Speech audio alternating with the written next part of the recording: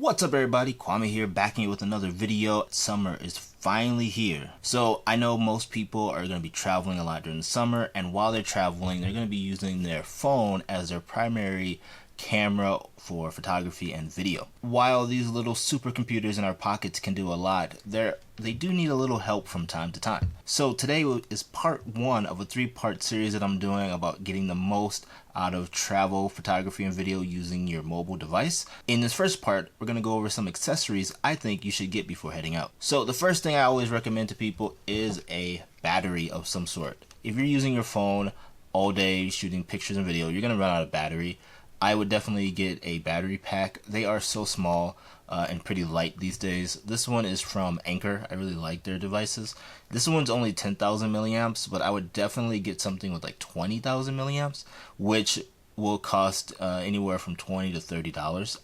I will have links for everything down below. Again, you can use any battery pack, but I like Anker's battery pack. I do like something with a fast charger. That way, if your phone can take advantage of it, whether it's an iPhone or Android phone, it will just charge it faster. Also, make sure you pick up a wall charger, because it sucks getting to like the hotel and you forgot a charger and your battery pack is dead. At least you can charge your phone with the wall charger. Again, this is from Anker, not a sponsor, but this is a USB Type-C charger, so if you have a USB Type-C device, you can use fast charging, and if you have an iPhone, you can get a iPhone lightning cable to USB Type-C cord, and it will still charge it pretty fast. And lastly, I would pick up a car charger. Again, get something with fast charging on there. Number 2 is a tripod. So the great part about having a tripod is you can put your phone down and set up a really nice shot if you want to do long exposures, group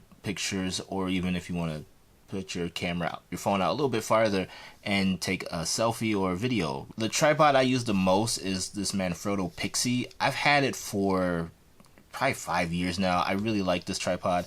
It has a little button here so you can press it and then move it around so you can get the perfect angle.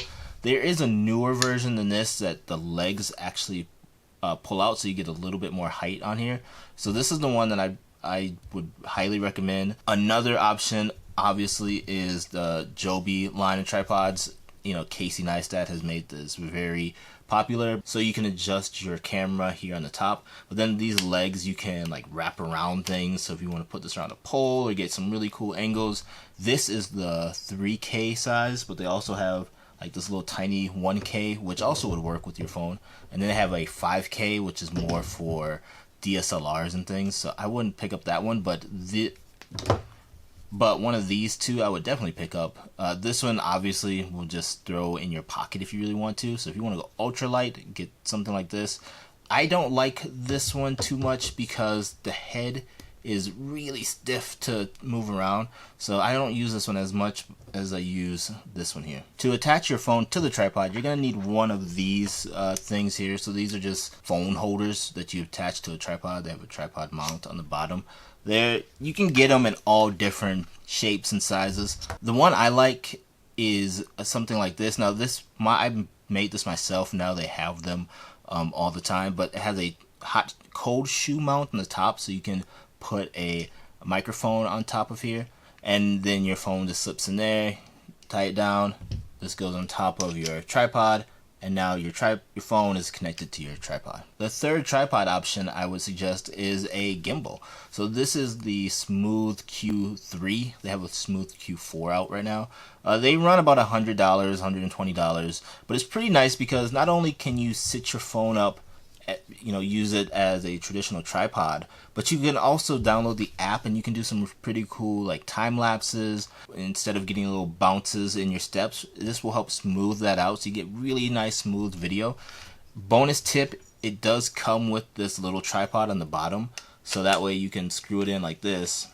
These legs are very stiff and only go to one angle, but now you can set up your gimbal, put your phone in there, and you can get really nice smooth video that way. The third accessory I would highly recommend are some sort of lenses.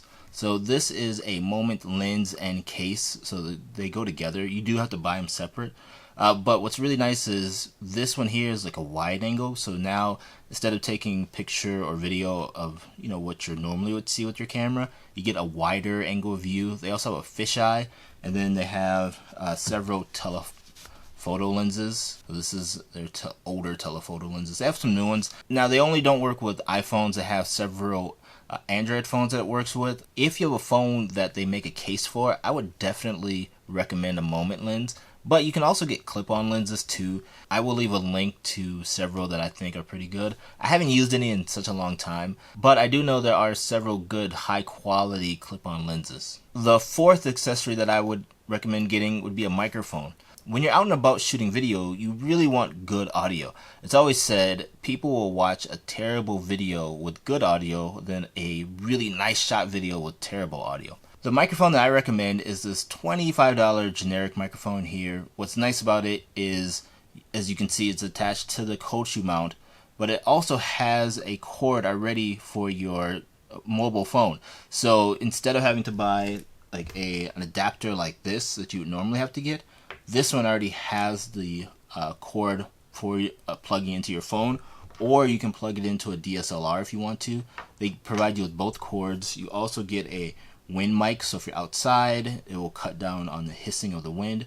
What's really nice about this one is it doesn't take any batteries or anything, and to break it down, you can just take it out like that, take it off of this little mount, and you can put it into your pocket or into whatever bag that you're carrying with you. I will also leave links to other options of microphones that I've used. This one's really nice because it's about $25, like I said, and you get everything you need already with it, so you don't have to buy any extra adapters. The fifth accessory that I think everyone should get is some sort of external storage. So you're out, you're shooting, and you're gonna fill up your phone pretty quick, especially if you're taking like 4K video. If something happens to your phone and your pictures and videos were only on your phone and they weren't backed up to Google Photos or iCloud, you're kind of stuck. So having some kind of backup is really nice. If you have an iPhone, I would say right now, this is pre iOS 13 where you'll have access to the Files app. You could get something like this little SanDisk 32 gigabyte flash drive.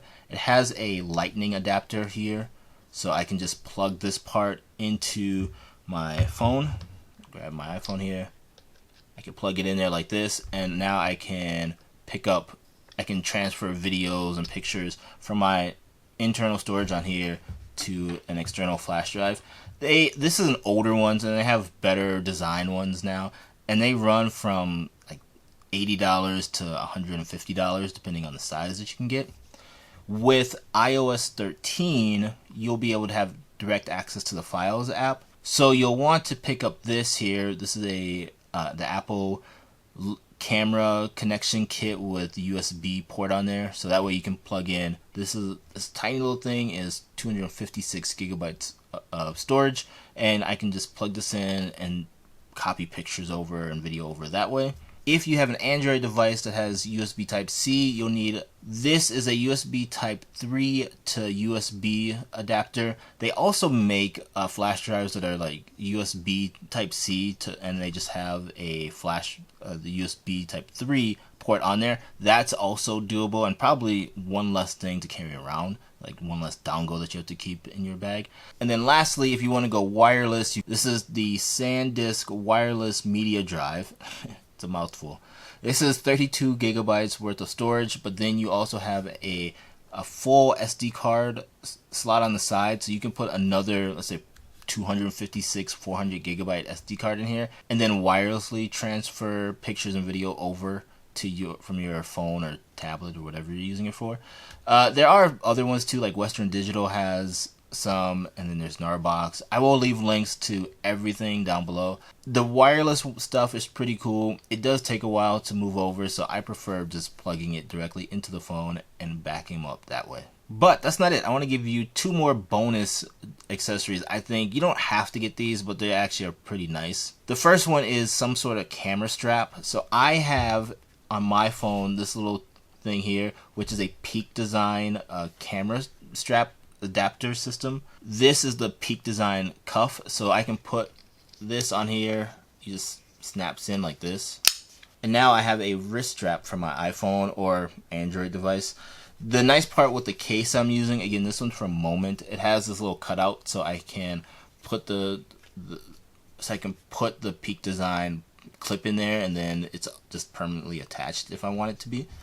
And this is great because if you're out shooting, and even let's say that something happens and your phone slips out of your hand, like, it's not going to fall and hit the ground. It's going to be attached to your wrist. And also, when I'm walking about, I hate having to pull out my phone, put it back away, pull out my phone. Sometimes it's nice just to hold it, or even if I'm just walking, I will just let it hang down here like this. I don't do it that often, but it is nice to just have, hold, and you also get, like, it feels a little bit sturdier. That way I can get a little crazy and stick my hand out of like a building or a moving car, and if something happens, again, it's attached to my wrist. If the case that you're using doesn't have anything for a strap, you can always get these metal hooks. This is what I use. I super glued mine on here so it's not coming off anytime, but I can also put one of those Peak Design clips on there and hold it on here. This case is really thin, so I would definitely get a case that's going to be a little bit more protective and keep your phone in there, because the last thing you want is, yeah, the case doesn't come off your wrist, but the phone pops out of the case, and then it's a whole thing. So again, this is part 1 of a 3-part series. The next part will be actually taking pictures and videos, some tips and tricks on how to take better pictures and videos of your travels. And then the third video will be about putting it all together and how to share it via, in the real world with print or online. Thank you as always for watching this video. Please let me know down in the comments below, what are your favorite accessories for shooting if you're only bringing out your phone. For me, really, the number one accessory I like to bring is a tripod. For me, is almost a must-have. Without a tripod, and of course something to connect my phone to the tripod, then I don't think I'm as creative as I would like to be. I look forward to reading your comments. Please like and subscribe to this video. It does help me out quite a bit, and I will see you in the next one. Talk to you later. Bye bye.